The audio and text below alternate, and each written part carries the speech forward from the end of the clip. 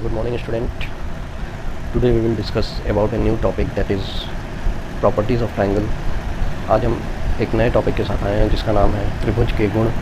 ठीक, तो first property जो कि त्रिभुज की होती है वो ये होती है कि त्रिभुज के तीनों अंतःकोणों का योग 180 डिग्री का होता है। ठीक, त्रिभुज के तीनों अंतःकोणों का योग 180 डिग्री का होता है। The sum of all three angles of a triangle are always 180 degree. ठीक, तो सबसे पहले हम फिगर बना लेते हैं, ट्रायंगल बना लेते हैं। ये है आपका ट्रायंगल, इसको हम नामकरण कर देते हैं इसका ABC। तो इसके तीन एंगल होंगे, तीन अंतःकोण होंगे, इंटीरियर एंगल्स होंगे। तो फर्स्ट प्रॉपर्टी ये बताता है हमें कि त्रिभुज के तीनों अंतःकोणों का योग 180 डिग्री का होता है, यानी sum of all the interior angles, all the three interior angles of a triangle is 180 degree. So we can write here angle A plus angle B plus angle C is equal to 180 degree. This is your first property of triangle. Now second property ये है त्रिभुज के बाह्य कोण का योग 380 degree होता है। The sum of all three exterior angles of triangle are always 360 degree. 360 degree. Okay. So we can draw here figure of triangle. This is figure of triangle. These are three exterior angles.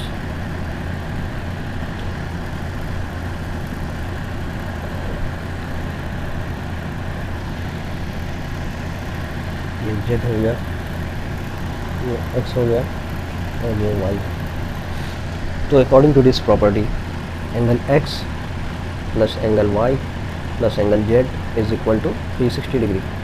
Angle X plus Y plus angle Z 360 degree के बराबर होते हैं।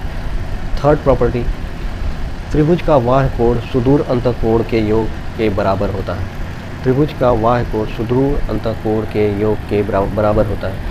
The sum of two interior angles is equal to the exterior angle. ठीक, तो इसका मतलब आप समझिए, ये मान लीजिए एक त्रिभुज है। ठीक, ये इसका बाह्य कोण होगा, बाहरी कोण होगा, एक्सटीरियर एंगल होगा, और ये इन दोनों सुदूर अंतःकोण, मतलब सुदूर, इससे सुदूर और अंतःकोणों के योग के बराबर होता है। मतलब ये प्लस ये जो x प्लस, इसको मान लीजिए हमने x मान लिया और इसको y मान लिया और इसको z मान लिया, तो एंगल x प्लस y किसके बराबर होगा? एंगल z के बराबर होगा। तो हम यहाँ लिख सकते हैं angle x plus angle y is equal to z। ठीक,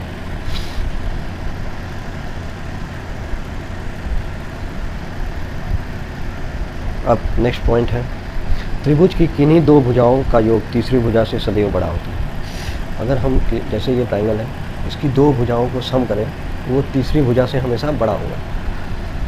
ठीक है, ये दो साइड्स, थ्री साइड्स हैं, इसमें से दो साइड को अगर हम जोड़ देते हैं तो वो थर्ड साइड से हमेशा, मतलब इस साइड से हमेशा बड़ी होगी। ये एक त्रिभुज की प्रॉपर्टी होती है। ठीक, इसको हम इंग्लिश में कैसे बोल सकते हैं? The sum of two sides is always greater than third side. The sum of two sides is always greater than third side. ठीक, नेक्स्ट है त्रिभुज की किन्हीं दो भुजाओं का अंतर तीसरी भुजा से सदैव कम होता है। त्रिभुज की किन्हीं दो भुजाओं का अंतर मीन्स डिफरेंस तीसरी भुजा से सदैव कम होता है। अगर हम तीन भुजाएं हैं, उसमें से दो भुजाओं को, एक भुजा को दूसरी भुजा से माइनस कर दें, तो वो तीसरी भुजा से सदैव कम होगा। जितना उसका आंसर आएगा, मतलब फर्स्ट साइड से सेकंड साइड में अगर हमने माइनस कर दिया, जितना उसका आंसर आएगा वो थर्ड साइड से हमेशा कम आएगा, तीसरी भुजा से हमेशा कम आएगा। ठीक, the difference between two sides is always less than third side.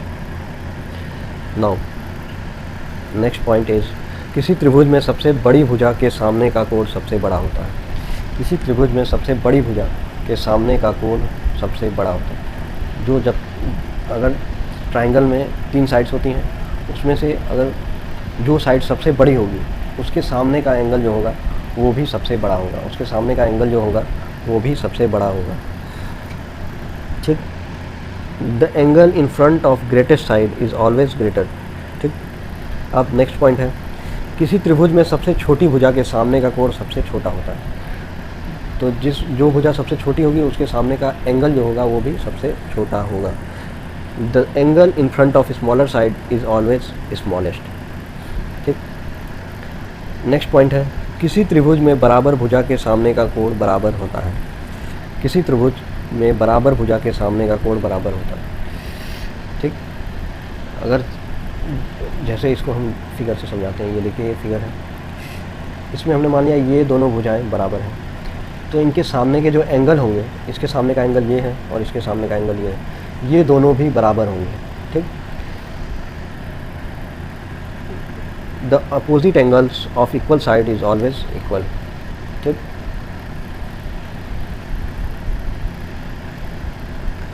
Next is your, यदि त्रिभुज में, इसको हम फिगर से समझेंगे, यदि त्रिभुज में C square is smaller than A square plus B square हो तो त्रिभुज न्यून कोण होता है।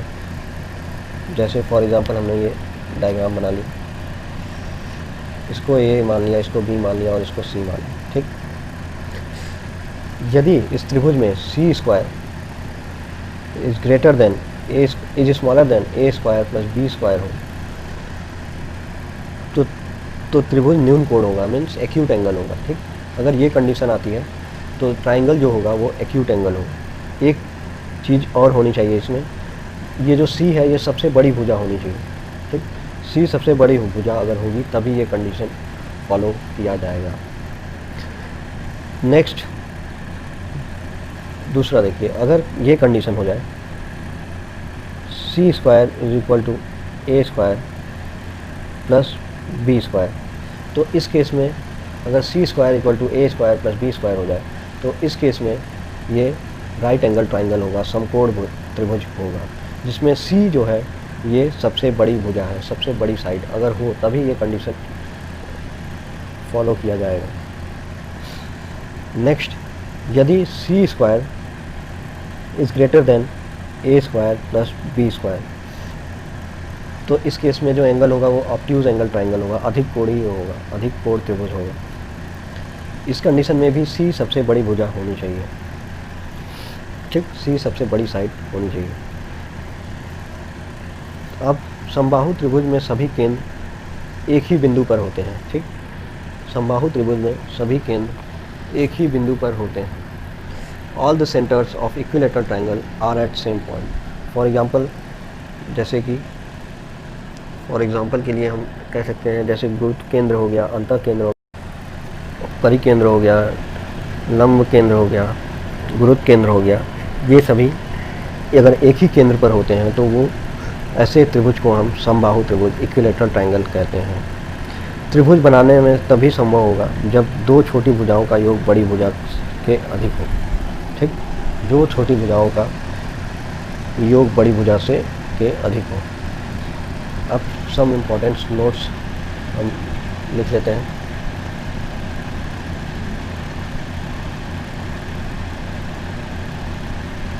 सम important notes, first of all हमें ट्राइंगल बना लेते हैं। ये ट्राइंगल को हमने नाम दे दिया ए बी सी।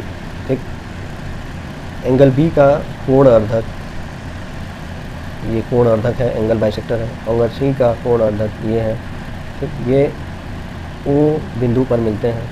ठीक, कोण अर्धक यानी एंगल बाइसेक्टर है, मतलब दो बराबर भागों में बांटेगा इसको। ठीक, दो बराबर भागों में बांटेगा। अब एंगल बाइसेक्टर है तो एक फार्मूला निकल करके आता है जिसको हम लिख सकते हैं angle B O C equal to 90 degree plus angle A by 2। ठीक,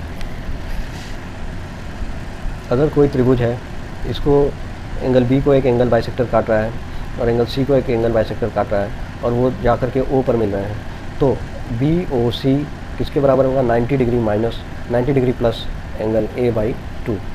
ठीक,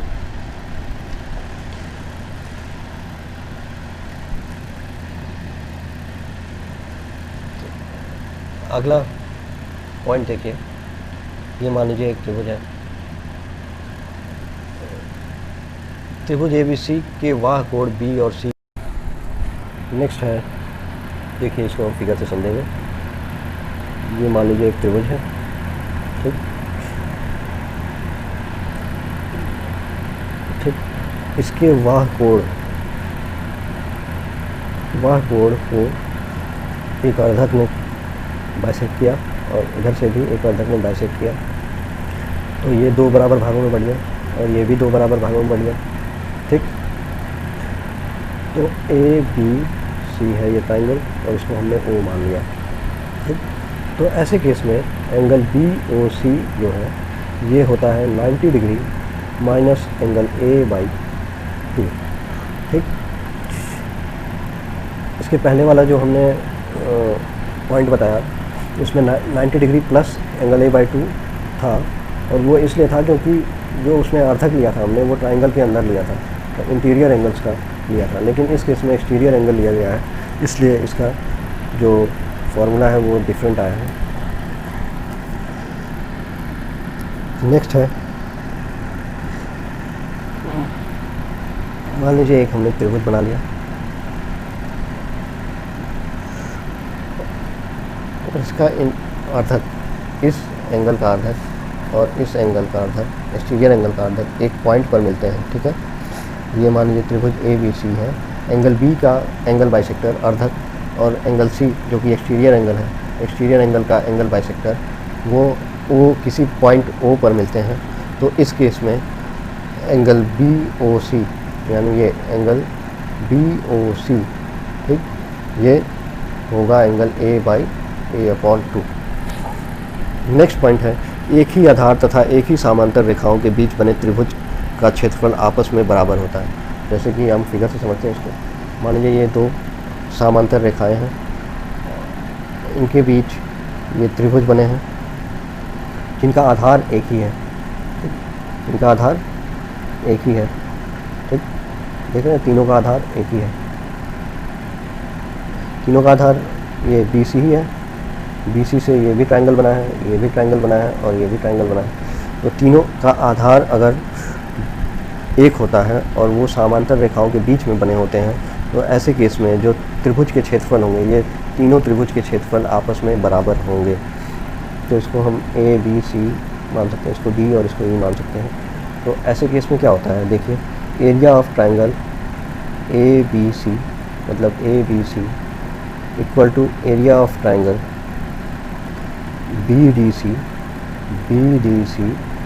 equal to area of triangle B E C.